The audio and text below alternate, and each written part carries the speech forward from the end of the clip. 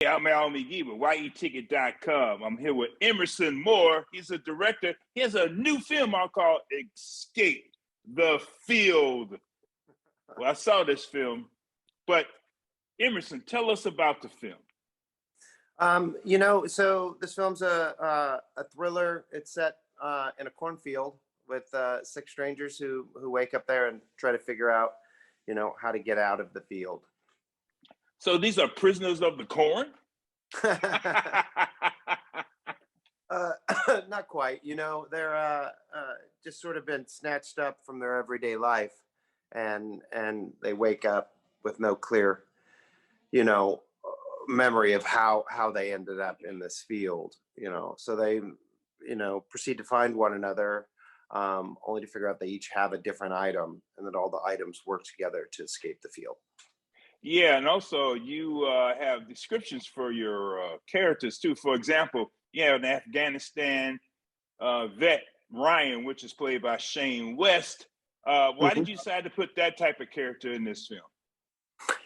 I think what we were trying to do there is, and there's some, allusions to, the military and, some experiments back from the 50s and 60s that permeate throughout the story that you'll get with another character, Denise, whose background is from Washington, D.C. and politics and things like this. So we felt like we needed someone that kind of fit in there, that perhaps they're the focal point, but then it's just really not clear who really is the target, or if they all are. So it's a bit of a ride to try to figure out exactly why they're there, and that's the trick. Kind of got there at the end. I tried to make it as clear as possible, but we shot this in the middle of the pandemic, so it was a little bit tough. Okay. Yeah, when we literally shot in September of 2020, so we couldn't have any other locations except in the cornfield. Oh, wow. So there's a couple scenes that I would have loved. The ending scene would have been great to get in there, but it was an unavailable location. We couldn't move, we couldn't leave the field, so I just kind of worked with it a little bit and alluded to it, but yeah. So there you go. Yeah. Also, you also got Theo Rossi in this film too. Oh yeah. He was in the motorcycle TV show, and I really like this. I like him as an actor from what I've seen him in the past, and I saw him in this film.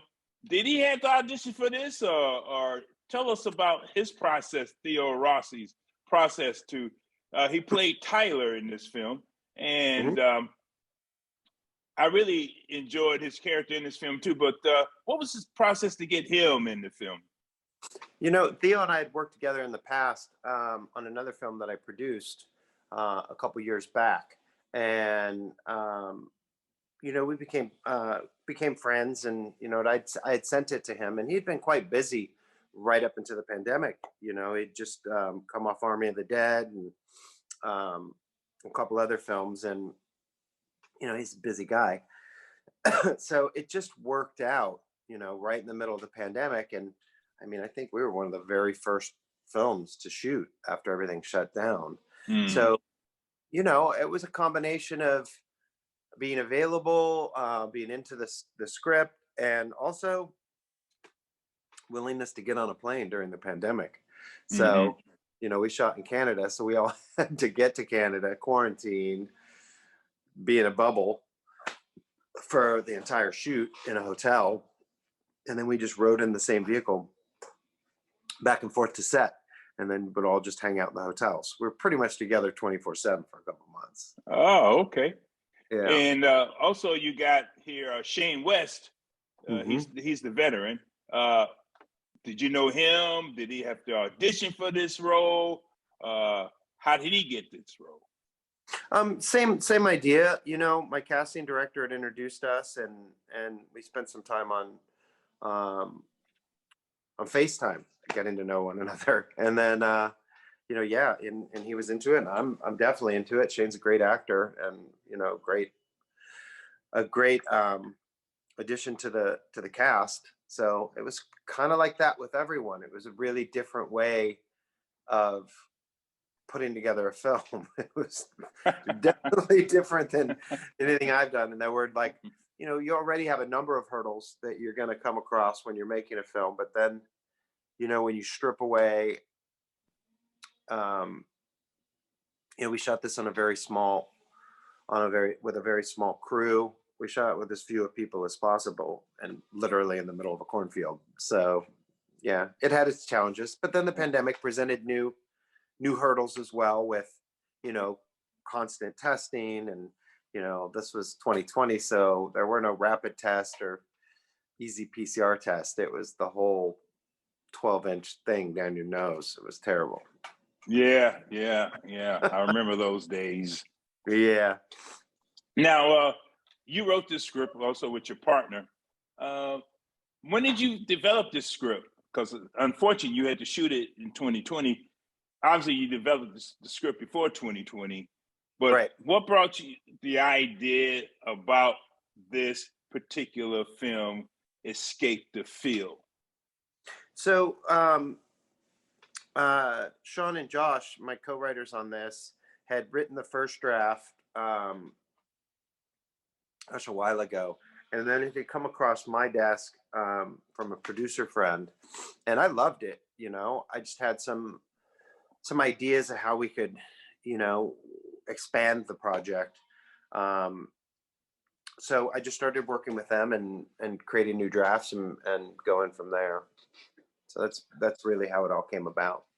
Oh, so they interested you in this film, and then you all worked together and got the money and things like that.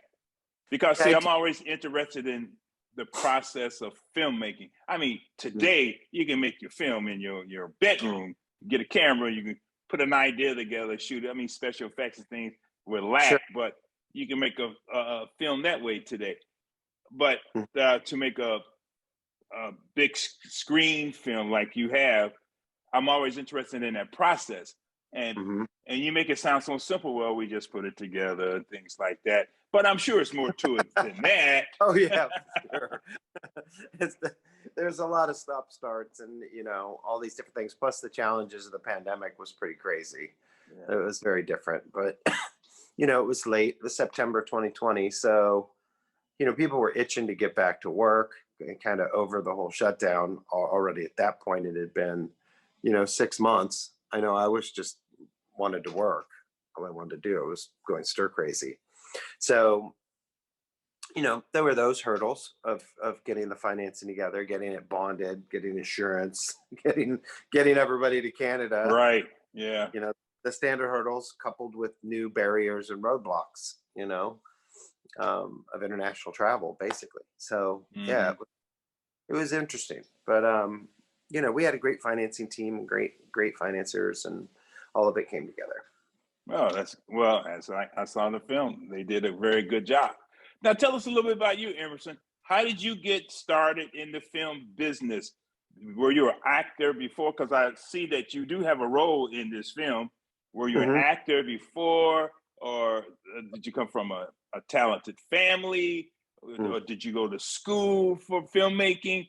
Tell us about your process to become a director, writer. So I had done a lot of acting in college, and what school did you go to? A little bit after. I went to Old Dominion in Virginia, and then moved to New York City, lived there for a year, worked at a couple small production companies, and then came back home to LA, where I'm from, and just kept working in the industry. So I'd started a small production company, and we did a lot of behind the scenes and featurettes for feature films. And then I produced a couple smaller movies, project managing, line producing, pretty much everything you can think of. And then when my kids were old enough and I could travel more, I started branching out and producing larger films internationally. And then, my natural next steps was into writing and directing. Oh, that sounds good. I mean, it sounds like, and I hope that other people, when they see this video too, I hope they understand that the process you went through wasn't an overnight sensation or overnight success. It took you a while just to get to this point, and you still got a long way to go, right? Yeah. I mean, that's basically it. I just love filmmaking, all aspects of it. I don't know. There's no real way to to explain it. It's just something that I enjoy doing, and just kind of figuring it out and navigating the hurdles that get put in front of you. Yeah. Now, Escape the Field, when you were shooting this film, as you said, you all was doing it during the pandemic in 2020 in Canada. How did the actors feel when they, was there and they had to do their parts? Was it hard for them to concentrate on their parts, or did you have to really motivate them? Because I'm sure they worried about getting sick. They have family members and things like that at that time. How did you motivate them to keep going, to get excited about their roles?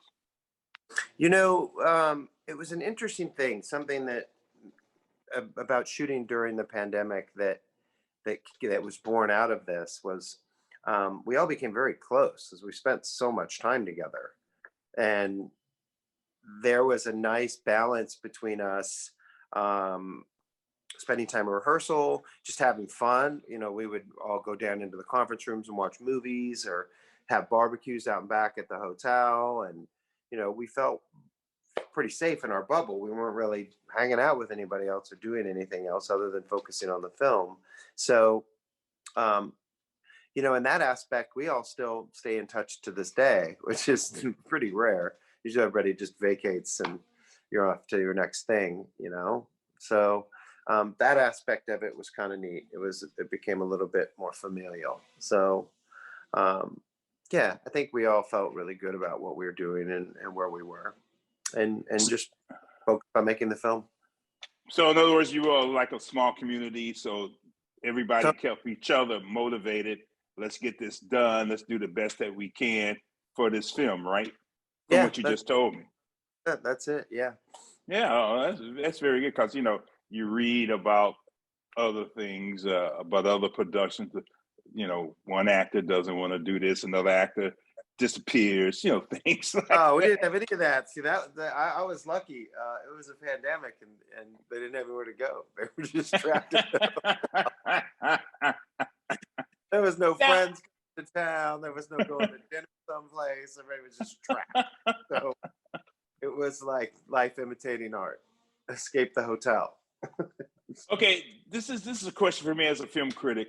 What is the symbolism of the corn or the cornfield for this film? Because I never understood what was the purpose of a cornfield, and what did the corn represent? What was the significance of the corn or the cornfield?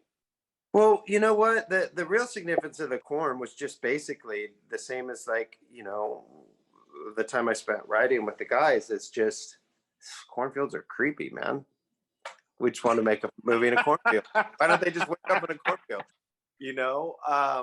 And I mean, basically, you gotta get it. It's the clues are there in the film, and I mean, we're doing this stuff for the DVD release right now. Like, it's the cat's out of the bag. People have seen the film and have questions, but the answers are they're just in an experiment. It's a holdover experiment from back in the days of MK Ultra and these different things. So it's government focused. The missing scene at the end, she actually gets out of the field and into a whole nother scenario. So with Sam at the end, as we're lifting up out. Yeah. I remember that one. She wakes up on a train and she's in a whole new iteration, except this time she's like right out the gate a badass and has like a Glock, and she's in military black, and all of this starts to happen on a train. Yeah. You heard it? I remember that part. Yeah. It's the first time I've ever told anybody that that's what's missing. So yeah, just couldn't shoot it. Oh, really? Yeah, just couldn't shoot it. Yeah, we never got to. So that's unfortunate. That's the missing scene at the end of the film, man. Yeah. Well, just one more question. Final question is, why are you excited about the art of film making? And to me, any film that's made, good or bad, whatever, is a piece of art. That's my opinion. Yeah, it is. Is a film critic.